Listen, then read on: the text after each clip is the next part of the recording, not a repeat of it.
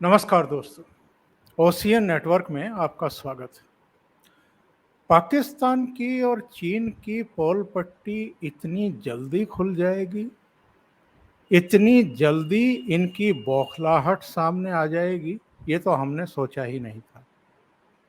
G20 में पाकिस्तान तो न 3 में है न 13 में है, लेकिन जिस तरीके से भारत ने यूएई के साथ मिलकर के, यूरोपियन कंट्रीज के साथ मिलकर के, जिसमें इजराइल भी शामिल है और अमेरिका भी शामिल है, उसके साथ जो आर्थिक कॉरिडोर फाइनल किया है, समझौता किया है, उसको लेकर के चीन के पेट में भी एक साथ दर्द उठा। तुर्की के राष्ट्रपति एर्दोगन का भी बयान आज सुबह देखने को मिला। उन्होंने कहा कि साहब, हम तो यूरोप के प्रवेश द्वार हैं और हमारे बिना तो इस तरह का कॉरिडोर बन ही नहीं सकता है। उन्होंने बड़ी निराशा भी जाहिर की और पाकिस्तान के पेट में दर्द होना तो स्वाभाविक है कि वो कितना रसातल में जा रहा है और हम किस तरीके से आज इकोनॉमी के मामले में भी और वैश्विक जो कूटनीति है उस मामले में भी बहुत आगे निकल चुके हैं। ऐसे में कहीं ना कहीं कुछ ना कुछ तो रिएक्शन देखने को मिलना ही था और वो हमें देखने को मिल रहा है। फिर से कश्मीर घाटी में पहले एक घटना होती है राजौरी में, उसके बाद अनंतनाग की पहाड़ियों में। अनंतनाग में तो हमारे सेना के 2 जांबाज ऑफिसर और एक जम्मू कश्मीर पुलिस के डीएसपी वो वीरगति को प्राप्त हुए। और आज सुबह बारामूला में एक ऐसा कांड कर दिया पाकिस्तान ने, जिसके बाद तो अब कोई अंदाजा लगाने की भी ज़रूरत नहीं है कि ये जितना कुछ इस समय हो रहा है ये पाकिस्तान की ही साजिश है। क्योंकि जिस समय आतंकवादी घुसपैठ करने की कोशिश कर रहे थे और हमारे सुरक्षा बल, हमारी सेना उनको ललकार रहे थे और उनको मार गिरा रहे थे, तब पाकिस्तान की तरफ से उनको कवर फायर दिया जा रहा था। और ये एक ऐसा पाकिस्तान का कारनामा है जिससे ये साबित होता है कि वो भारत के क्षेत्र में, यानी भारत के जम्मू कश्मीर में फिर से घुसपैठ करा करके बड़े पैमाने पर खून खराबा करने का मंसूबा बना रहा है और जो बौखलाहट है उसको छिपा नहीं पा रहा है। सीधे जुड़ते हैं जाने माने रक्षा विशेषज्ञ, टेरिटोरियल आर्मी के पूर्व चीफ, युद्ध सेवा मेडल से अलंकृत और वार सिचुएशन और काउंटर टेररिज्म में कई अभियानों में बहुत महत्वपूर्ण योगदान देने वाले और अमेरिका से काउंटर टेररिज्म की विशेष ट्रेनिंग लेने वाले major general AK Siwach sir से। सिवाच सर, बहुत स्वागत है आपका। नमस्कार। नमस्कार चौधरी साहब। सिवाच सर, आप तो मछिल सेक्टर में रहे हैं, तैनात रहे हैं, बहुत अहम भूमिका आपने वहाँ निभा रखी है। ये बताइए, ये जो अनंतनाग में ऑपरेशन चला और जो बारामूला में हुआ, एक तो इनमें मूलभूत अंतर क्या है? दूसरी बात जो मैंने कही है कि पाकिस्तान की, चीन की और कुछ दूसरे देशों की बौखलाहट बहुत जल्दी सामने आनी शुरू हो गई। हाँ, बिल्कुल बिल्कुल ठीक बोला चौधरी साहब। देखो, सच्चाई यह है कि ये जो आतंकवाद है इसका जो सोर्स है वो पाकिस्तान है। और पाकिस्तान आतंकवाद को भेजता रहता है, आतंकवादियों को ट्रेन करता है। उसके पास ट्रेनिंग कैंप बने हैं, वहां पर ट्रेनिंग करने के बाद फिर इनको लॉन्च पैड से वो भारत की तरफ भेजता है। और अब करीब करीब 10,000 के करीब लश्कर तोबा जैसे मोहम्मद के आतंकवादी ट्रेंड बैठे हुए हैं इनके ट्रेनिंग एरिया में, और वो इक्विप्ड हैं वो अमेरिकन हथियारों से जो वो छोड़ गए थे अफगानिस्तान में। उनके अंदर M4 राइफल भी है, उनके पास स्टील वाले जो एम्यूनिशन भी हैं, जो स्टील कोन, उसके बाद उनके पास नाइट विजन डिवाइस भी हैं, उनके पास बुलेट प्रूफ पटका और जैकेट भी हैं, उनके पास नाइट विजन डिवाइस के साथ एक जो GPS आता है मैप का जीपीएस वो भी उनके पास है। तो ये सच्चाई है, वो सब चीजों से लैस है और उनको अब वो भेजने की कोशिश करेगा पाकिस्तान, क्योंकि पाकिस्तान को लग रहा है कि जब से भारत ने G20 का बहुत ही सक्सेसफुल हमने एक प्रकार से ये किया, और उसके बाद जिस प्रकार से एक जॉइंट डिक्लेरेशन हुई जो कि कोई सपने में भी नहीं सोचता था, हम ग्लोबल साउथ की आवाज बन के निकले। उसके बाद हम चंद्रयान 3 में जो हमारा वो साउथ पोल पे लैंड किया जहां कोई और देश लैंड नहीं कर पाया।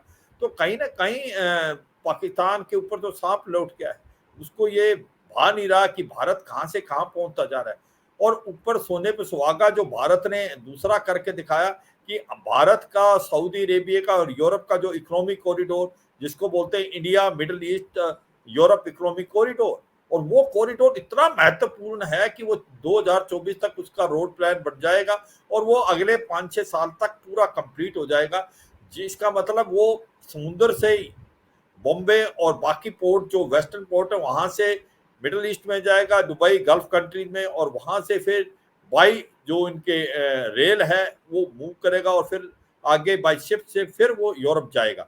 इससे पूरा ही इकोनॉमी चेंज हो जानी है। इसके अंदर जो देश इन्वॉल्व है, भारत भी है, सऊदी अरेबिया, यूएई भी, ओमान भी, जॉर्डन भी, इजराइल भी, फिर फ्रांस भी, जर्मनी भी, इटली भी, और उसके साथ साथ अमेरिका भी।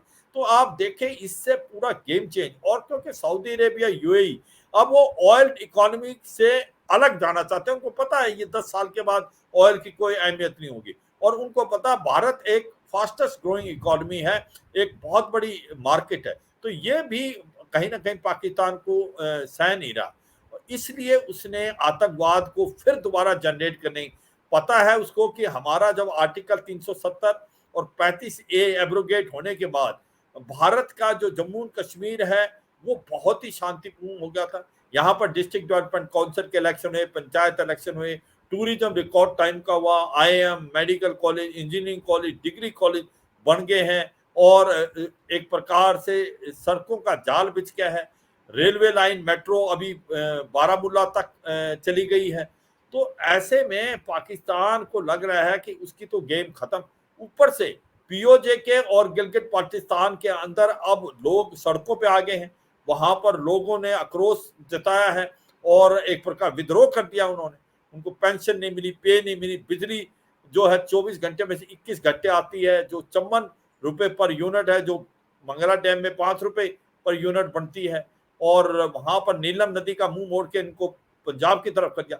तो मतलब ये है कि ऐसी सिचुएशन हो गई है कि वहां पर विद्रोह हो रहा है, वो भारत के साथ मिलना चाहते हैं, भारत की बहुत ज्यादा तरक्की हो रही है, ये पाकिस्तान को सहन नहीं हो रहा। और ये पाकिस्तान को नहीं, ये चीन को भी नहीं हो रहा, क्योंकि चीन चाइना पाकिस्तान इकोनॉमिक कॉरिडोर वो गिलगित पाकिस्तान से, अगर पीओजे के और गिलगित पाकिस्तान मिल जाता भारत में तो फिर चीन की हालत खराब हो जाएगी, जो उसका $62 बिलियन खर्चा किया हुआ उसने।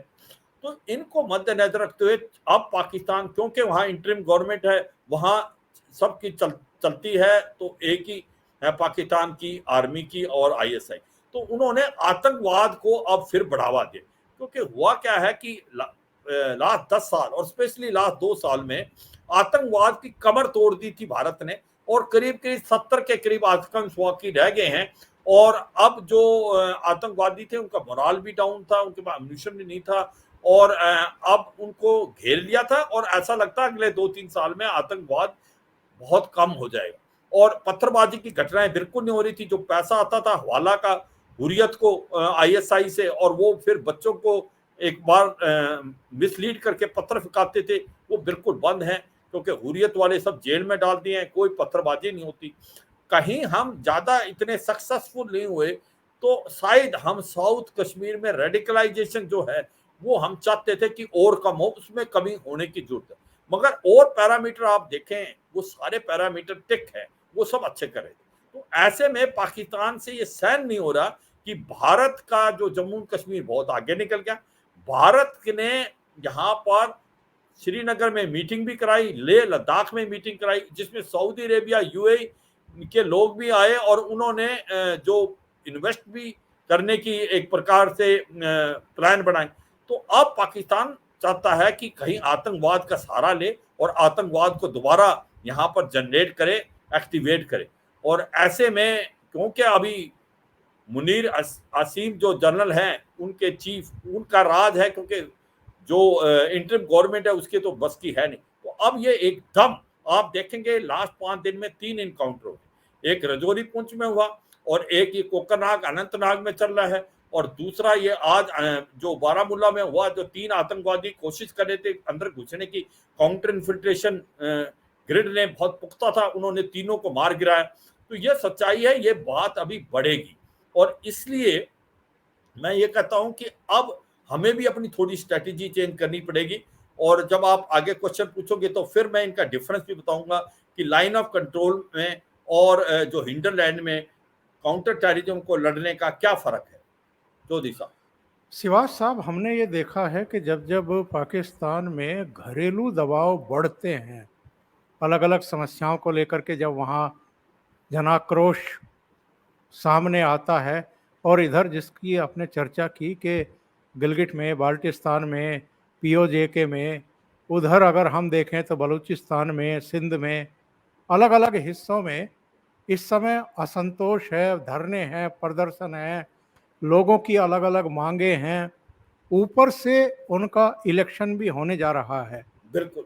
तो ये क्या पब्लिक का ध्यान डाइवर्ट करने के लिए एक बार फिर यही टैक्टिस अपना रहे हैं जो पहले भी अपनाते रहे हैं कि जम्मू कश्मीर की जो सरहद है उसको थोड़ा सा सरगर्म कर दो, ताकि चर्चाओं का जो मुंह है वो दूसरी तरफ मोड़ा जा सके? हाँ, बिल्कुल, ये सच्चाई है कि अब उनका मकसद यही है कि कहीं न कहीं अब वहाँ पर ऐसा माहौल पैदा करो। एक तो पाकिस्तान की आर्मी इतनी जल्दी इलेक्शन नहीं चाहती, और इसलिए वो कुछ न कुछ ऐसा करेगी, और अब वो counter infiltration in the sense कि जो आतंकवादियों को भेजने की पूरी कोशिश करेगी भारत के अंदर, और इसलिए भारत को बहुत चौकन्ना रहना पड़ेगा। और अब मुझे लगता है वो K2 वाला भी करेंगे, खालिस्तान प्लस जो कश्मीर वाला।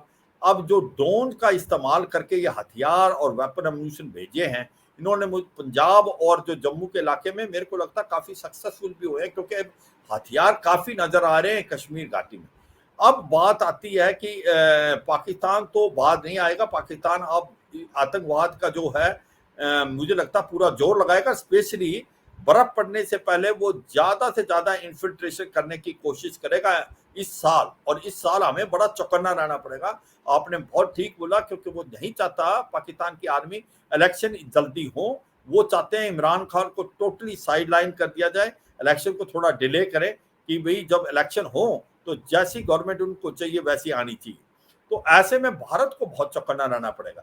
जैसे हम बात कर रहे थे चौधरी साहब की कैसे इन्फिल्ट्रेशन होती है और कैसे लाइन ऑफ कंट्रोल और हिंडरलैंड में फर्क है। देखो, जब ये वहां से आतंकवादी आने की कोशिश करते हैं, वो ट्रेनिंग एरिया से लॉन्च पैड पे आते हैं। लॉन्च पैड जो है वो 2 से 3 किलोमीटर लाइन ऑफ कंट्रोल के पास होता है, वो पाकिस्तान की आर्मी उसको संभालती है, और वहां पर उनको गाइड मिलते हैं, और उस गाइड की मदद से एक ट्रैक, जिसको ट्रैक बोलते हैं, जो 5 और 6 टेररिस्ट, वो 4 भी हो सकते, 5-6 इतने के करीब के साथ वो इन्फिल्ट्रेट करने की कोशिश करते हैं।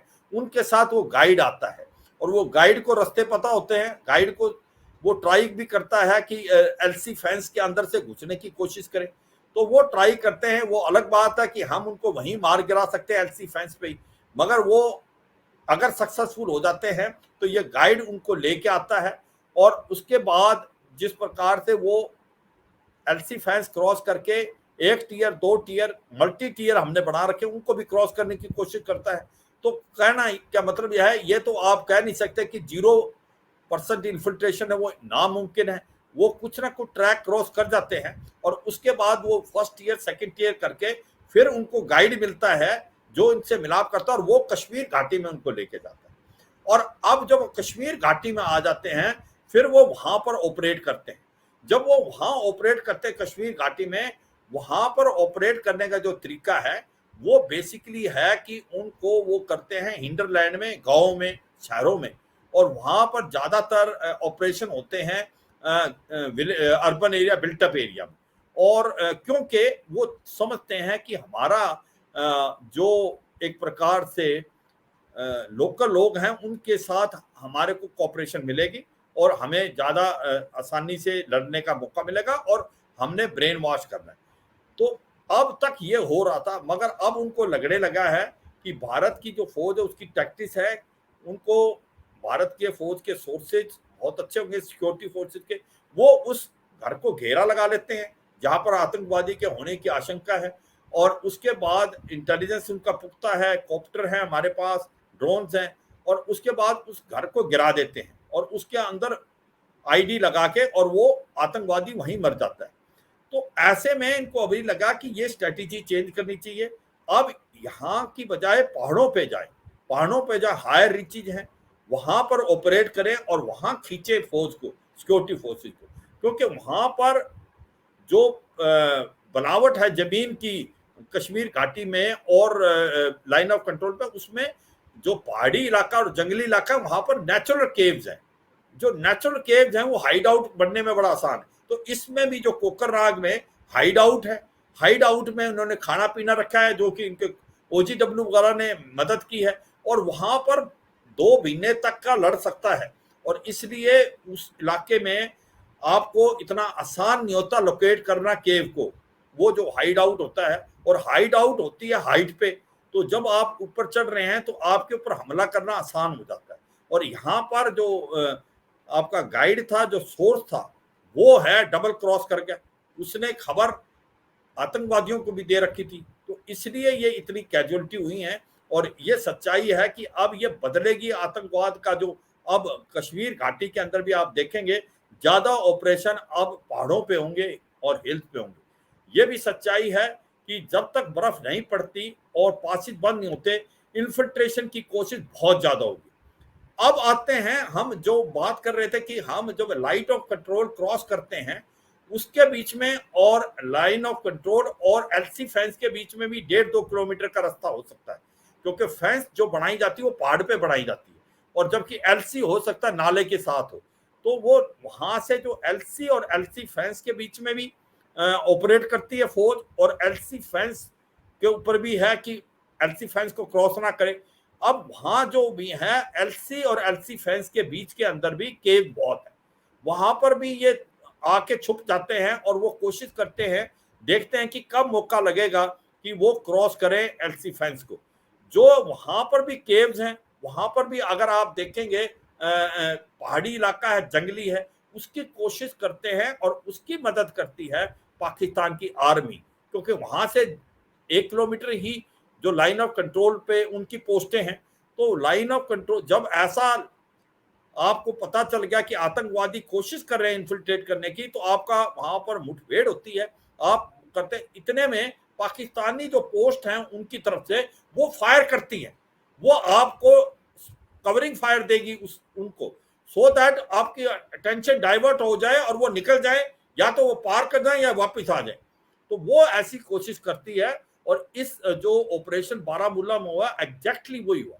इसका जब एलसी और एलसी फेंस में ये इनकाउंटर हुआ, तो पाकिस्तान की पोस्टों ने कवरिंग फायर खोला, और जो हमने ड्रोन का इस्तेमाल किया क्वाड कॉप्टर का, उसके ऊपर भी फायर किया पाकिस्तान की आर्मी।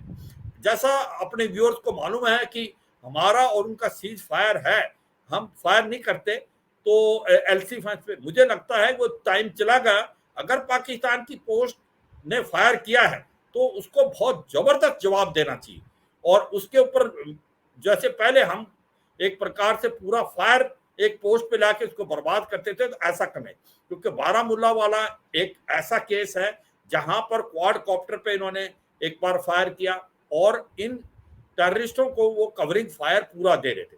तो ये सच्चाई है कि अब सारा कुछ बदलाव आएगा, कि वहां तो हरदम लड़ाई ऐसे होती थी कि केव्स में बने हुए हैं और वहां पर कवरिंग फायर पाकिस्तान की आर्मी देती थी, ट्राई करती, मगर जो हिंडरलैंड में था, जो अंदर था, वो ज्यादातर गांव में था, शहरों में था।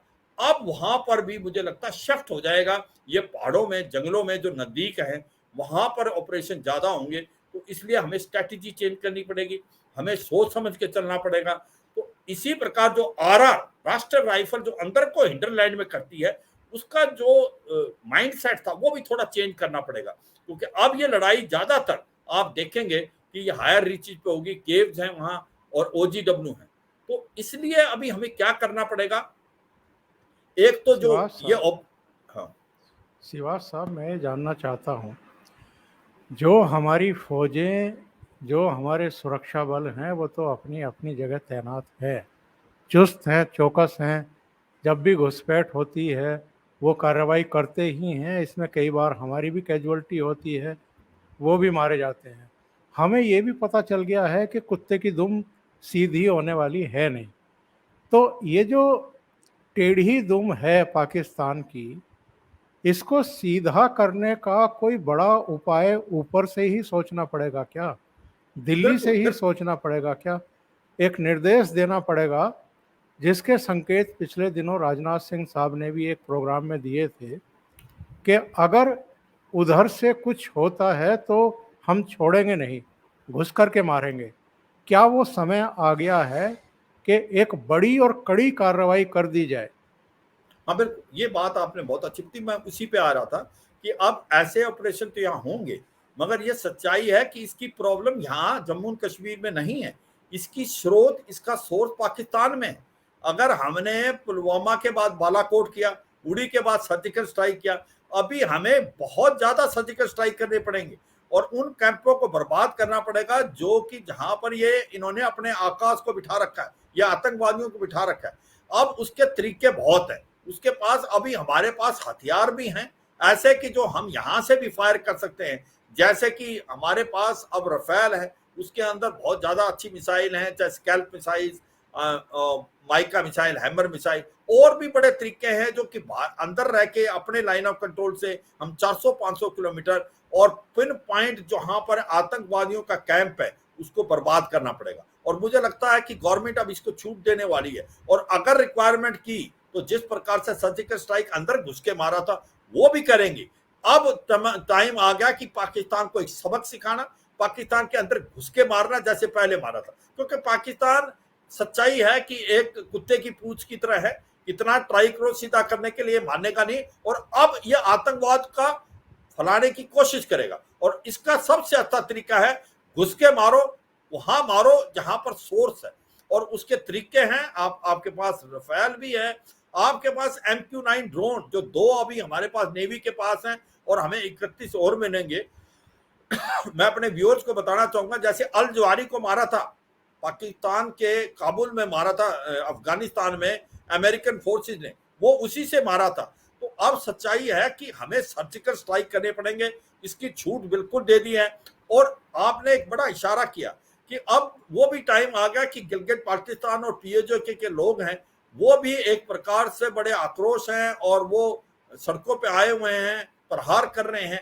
तो मुझे लगता है वो भी हमें ध्यान देना पड़ेगा कि क्या वो भी समय आ गया। तो अभी हमें बड़ा चौकन्ना, और मुझे लगता है टिट फॉर टैट, जैसे को तैसा। अगर पाकिस्तान नहीं मानता तो उसके घर में घुसो, और आपके पास बहुत मीन्स है जो कि कुछ बता सकते हैं, कुछ चीजें हमें नहीं बतानी चाहिए यहाँ, कि हमारे पास काबिले तो क्षमता है पाकिस्तान के अंदर घुस के, और ये आतंकवाद का जो सहारा लेता है पाकिस्तान, ये प्रॉक्सी कर रहा है, इसके घर में जाके मारो। चौधरी साहब, बहुत बहुत धन्यवाद श्रीवास सर, आपने बहुत ही महत्वपूर्ण मुद्दे पर प्रकाश डाला और ओशियन नेटवर्क के लिए इतना समय निकाला। Thank you so much sir. नमस्कार। नमस्कार चौधरी साहब, जय हिंद। जय हिंद सर।